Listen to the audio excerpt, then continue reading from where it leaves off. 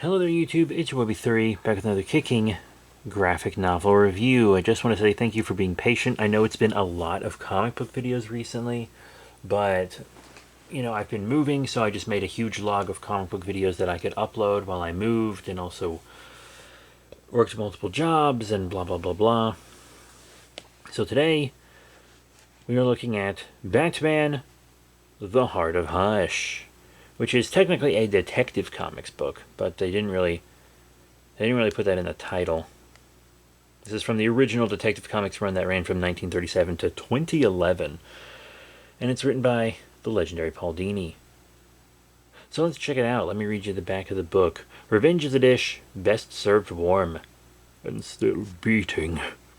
The man once known as Tommy Elliot has thirsted for vengeance against Bruce Wayne for nearly his entire life. Calling himself Hush, this brilliant arch-villain has twice brought the Dark Knight to the edge of destruction, using schemes as tangled and twisted as the bandages that hide his face. Now, with Batman reeling under the mysterious Black Gloves campaign of terror, Hush has returned to strike the killing blow he feels is rightfully his to deliver. But this time, only the complete eradication of everyone and everything close to Bruce Wayne will satisfy his hunger for revenge. Can Batman and his allies, including Selina Kyle, the one woman who has come closest to winning his heart, unravel Hush's deadliest plot yet? And once the bandages are peeled back, will Batman and Catwoman have the strength to face what is revealed?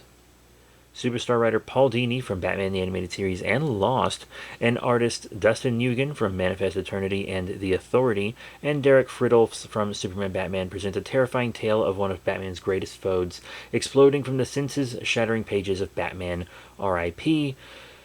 But to be honest, it really doesn't have much to do with Batman. RIP. Yeah. First off, I want to say, I like the art style in this book. It might not be for everyone, but I think it's really cool, and I really like the covers. Anyway, Jezebel Jet, who Batman is actually dating right now in the Morrison stuff at the time. We've reviewed a lot of Morrison Batman. Actually, recently we've done some Morrison Batman, and I have more coming up. There's very little of it I haven't reviewed, actually, I think. But also, we reviewed not only Hush, but like a complete deluxe version of Hush recently. I think it was the complete collection. They've released several versions of the Hush trade. But I hate to say it because I love Paul Dini. His work is really incredible. This book really doesn't hold a candle to that original Hush story. It just doesn't. In fact, it almost seems kind of unnecessary. But it does have Catwoman wearing her Hush outfit, which is my favorite outfit for Catwoman. But in this book, they're really writing Catwoman as a romantic interest for Bruce, and I understand that he can have multiple romantic interests, but this book kind of does end with him sorta kinda cheating on Jezebel Jet, which is not great. He does kiss Catwoman and stuff in this book and tell her that he loves her. And it's like, dude, come on.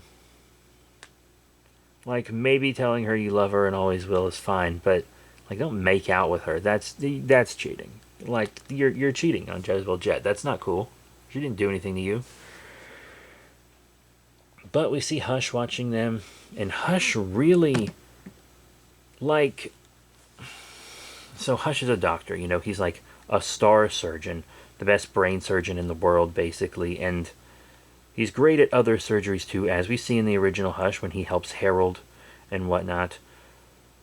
But Hush's surgical skills in this border on the supernatural, dude. Like, it's almost too much. Like, it's really pushing it. And it's like, oh, you can't believe that he's like this super good sci-fi surgeon, but you can believe shape-shifting Clayman and stuff.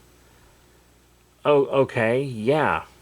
But it's just, they're pushing it farther than the original Hush book did. In the original Hush book, is basically a miracle worker, but it's a comic, and you can still really believe that it's plausible.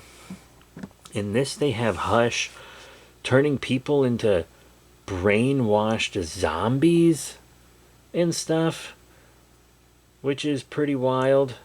And we also see him capture Catwoman, and this is true, fully and entirely remove her heart and hook her up to this insane apparatus to keep her alive. I remember the first time I read this, I saw that and I was like, really? That's what we're doing here? Really? Okay. Sure. We get a couple cool Zatanna cameos and a little bit of Dr. Midnight, neither of which I expected. I'm never super surprised to see Zatanna in a Batman book. She does have connections to him. Dr. Midnight, though, was a very welcome surprise. I'm a huge Justice Society fan, so that made me very happy that Dr. Midnight was helping Selina. It also gives us this big, expanded, deep dive into Hush's backstory about after trying to kill his parents, his mother survived, and then he was raised by her, but she became very protective, and by protective I mean overprotective, and also jealous when he hung out with anyone else and stuff, and he was sent to a psychologist, which turned out to be Scarecrow, and I like the Scarecrow connection that they give him. Scarecrow, they didn't really seem to have that connection in the original Hush, but Scarecrow was around for such a short period in the original Hush that it's fine, that it doesn't really change anything. So that's good. I actually think the Scarecrow connection is pretty interesting. But we see some pretty horrible stuff, like a kid that they put on venom so that he kind of banes out. That's a little fucked. But we see in the backstory also, like, Tommy Elliott falling in love and his mom kind of sabotaging that because she's jealous and insane. And Tommy just... wow.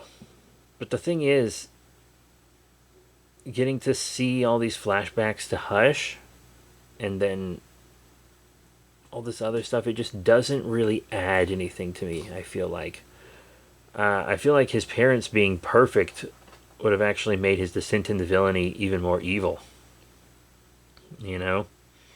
I think that could have been, excuse me, pretty interesting. But when Batman goes to get Catwoman's heart out of this Mr. Freeze tech, because, you know, Hush is always working with a ton of other villains, like almost always, Hush reveals that he has surgically altered his face to look like Bruce Wayne. And I think that is really the single best idea to come out of this book. Because Tommy Elliott was always jealous of Bruce. He was jealous of Bruce's great, attentive, loving parents. And then when Bruce's parents died, he was jealous that Bruce had all that wealth and stuff to himself. He has always, always, always wanted everything Bruce has. And so that psychosis, making him surgically alter his own face to look just like Bruce, that makes a lot of sense to me with his psychosis, as it was explained to us in the original Hush. No, I will not stop talking about the original Hush. It's the best Batman story ever written. Sue me. I love that. That's great. That is a great thing that DINI introduced to the mythos and to Hush's character.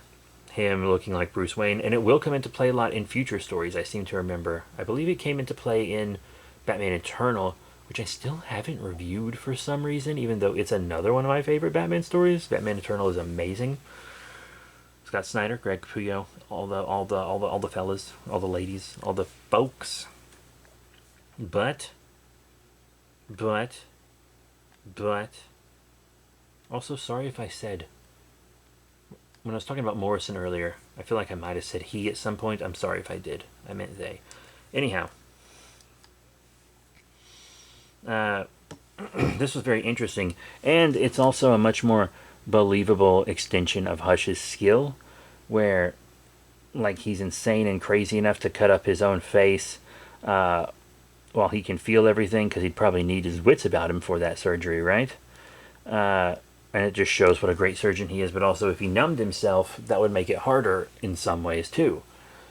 It would also show how great of a surgeon he is. The Catwoman removing of the heart, I was like, what? And then the zombies, I was like, how? That's really weird. That's really weird for Hush. But the facial surgery, that really makes sense. I think that's a great addition to Hush. Anyhow, we see Hush using his new Bruce Wayne face to get like access to Wayne Manor and the Batcave, and there is a big battle within the Batcave. Very fun stuff. You get to see the animatronic dinosaur. Hush blows its brains out. Poor dino. And we almost see Bruce's death. But, oh well. He does end up saving Catwoman. And he says he'll always love her. And they do make out, which is cheating on Jezebel Jet. But nobody's perfect, I guess. He shouldn't have done it. It was bad of him. And I do know that he and Jezebel, of course, break up. And even if they never did, you know, they still would have rebooted in 2011. But there are, of course, you know, a couple covers in the back. But in the back of this book, there's no big cover gallery or sketch book or anything. It's just kind of 2 covers and then that's it. So, oh well. Not a lot of bonus materials, but to be honest, it's fine. So one of my final thoughts on Batman, The Heart of Hush from Detective Comics and Paul Dini. I mean, it's fine. To be honest, anytime I read a Hush story, I give it such a high bar because of the original. Is that fair? Not really. I'm more than willing to admit that that is not fair.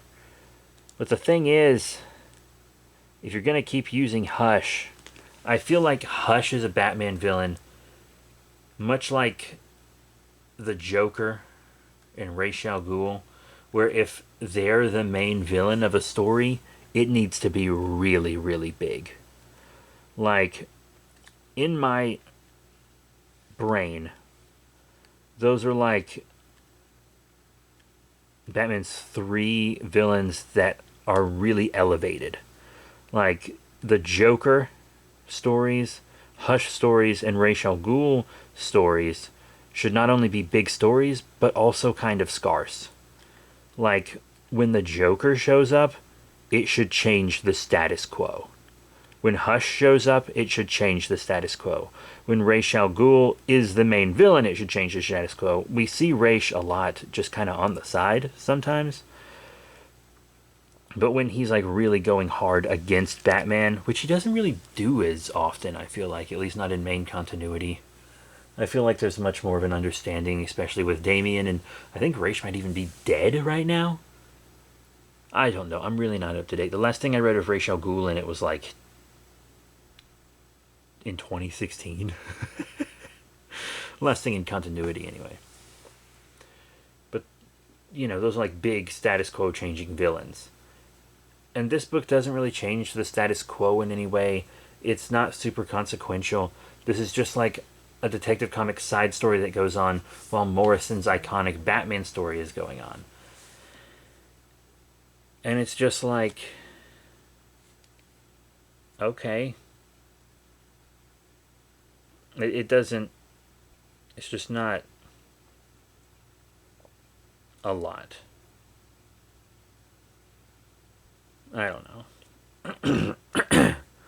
But that is it. Thank you all very much for your support. Remember to rate, comment, and subscribe. Check out all the cool links in the description below. Facebook, Twitter, etc.